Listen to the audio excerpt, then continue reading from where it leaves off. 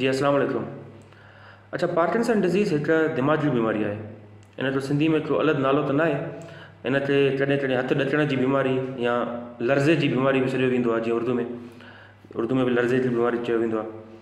त इहा दिमाग़ी बीमारी आहे। दिमाग़ जा मुख़्तलिफ़ हिस्सा हूंदा आहिनि। हिकिड़ो दिमाग़ जो हिस्सो हूंदो आहे जंहिंखे मेडिकल लैंग्वेज में सब्सटेंशिया नाइग्रा चइबो आहे। उन मां हिकिड़ो केमिकल रिलीज़ थींदो आहे नॉर्मली, जंहिंखे डोपामिन चइबो आहे। हाणे पार्किंसन डिज़ीज़ जा जो मरीज़ हूंदा आहिनि उन में उहो केमिकल घटि ठहंदो आहे या न ठहंदो आहे, छो त सब्सटेंशिया नाइग्रा जेको पार्ट आहे दिमाग़ जो उहो सुठुड़जंदो वेंदो आहे कुझु वजूहात जी वजह सां।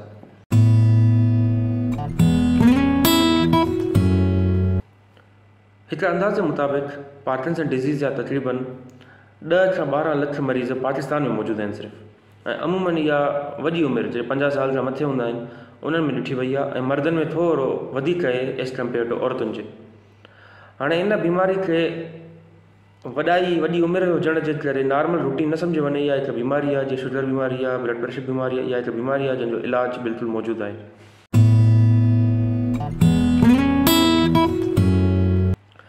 अच्छा, पार्किंसन डिज़ीज़ जी अलामात आहिनि उहे इनिशियली कुझु चेंज हूंदियूं आहिनि, आहिस्ता आहिस्ता कुझु वधी वेंदियूं आहिनि। इनिशियली थींदो छा आहे त उन्हनि जो हथु ॾकंदो आहे। उहो हथु जेको आहे अमूमन कमकार में सही हूंदो आहे, माना चांहि पीअण में, मानी खाइण में ठीकु हूंदो आहे, पर जॾहिं वेठा हूंदा आहिनि त हथु ॾकंदो आहे। ऐं हिकिड़े हथ में अमूमन वधीक असरु हूंदो आहे एज़ कम्पेयर टू ॿिए जे। ऐं ॿियो हिननि जो हथु ॾकण सां कॾहिं स्लो थी वेंदा आहिनि, कमकार में स्लो, उथण वेहण में स्लो। टियों, हिननि जो घुमणु फिरणु तब्दील थी वेंदो आहे, आहिस्ते घुमंदा आहिनि। कॾहिं कॾहिं घुमण जी शुरूआति करण में ॾुखियाई थींदी आहे या बार बार किरी पवंदा आहिनि। उन सां गॾु हिननि में ॾिठो वियो आहे त हिन जा चहिरे जा एक्सप्रेशन ख़तमु थी वेंदा आहिनि। सफ़ा एक्सप्रेशन लेस चहिरो हूंदो आहे। एक्साइटमेंट आहे, ख़ुशी आहे, ॾुख आहे, हुनजे चहिरे मां ख़बर ई न पवंदी।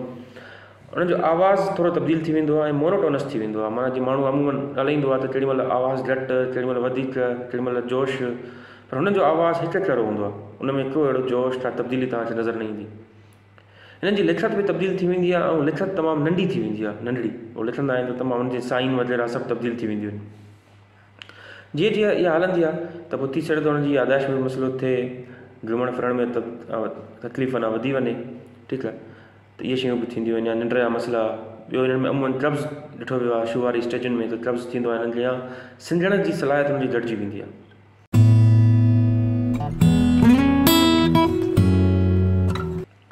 अच्छा, पार्किंसन डिज़ीज़ जेका आहे इहा क्लिनिकल डायग्नोसिस आहे। माना क्लिनिक में हिकिड़ो सुठो डॉक्टर, अमूमन न्यूरोलॉजिस्ट, तव्हांजो हिस्ट्री वठंदो, सवाल जवाबु कंदो, मुआइनो कंदो, उन मां साबित थी वेंदो आहे त पार्किंसन डिज़ीज़ आहे। हिन लाइ अमूमन खे ब्लड टेस्ट या MRI CT स्कैन जी ज़रूरत न हूंदी आहे। अमूमन थी सघे थो कुझु अहिड़ा केस हुजे जंहिंमें कन्फ्यूजन हुजे त इहे कराए वञनि, पर अमूमन हिननि जी ज़रूरत न हूंदी आहे ऐं क्लिनिक में हिन जी डायग्नोसिस थी वेंदी आहे।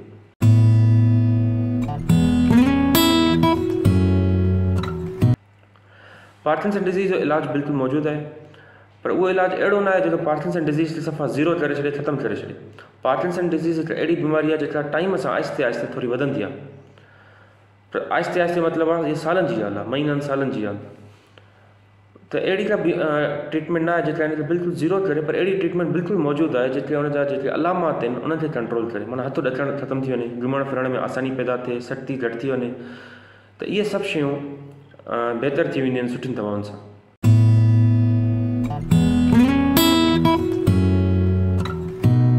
अमूमन जेके पार्किंसन डिज़ीज़ दवाउनि सां कंट्रोल कई वेंदी आहे। कुझु माण्हुनि लाइ सर्जरी रिकमेंडेड हूंदी आहे, जंहिंखे डीप ब्रेन स्टिमुलेशन या DBS चइबो आहे, पर उहे थोरा मरीज़ हूंदा आहिनि जंहिंमें इहा थी सघे थी। ॿियो त इहा पाकिस्तान में जे ॾिसिजे त शायदि कराची में हिकु अधु सेंटर आगा खान वग़ैरह में थिए थी या लाहौर में थिए थी। इहा थींदी बि घटि आहे, काफ़ी महांगी बि हूंदी आहे, ऐं कुझु मरीज़ लाइ थी सघे थी। उन लाइ जेकॾहिं कंहिंजी पार्किंसन डिज़ीज़ तमामु वधियल आहे ऐं दवाउनि सां सही नमूने सां कंट्रोल नथी थिए, त इहो उते वञी मशवरो करे सघनि था त छा DBS उन्हनि जे लाइ आहे या न आहे। जे आहे त उहो वधीक उनजा जेके डॉक्टर आहिनि उन्हनि अस्पताल में जेके DBS कंदा आहिनि उहे वधीक सही नमूने सां मशवरो ॾेई सघनि था।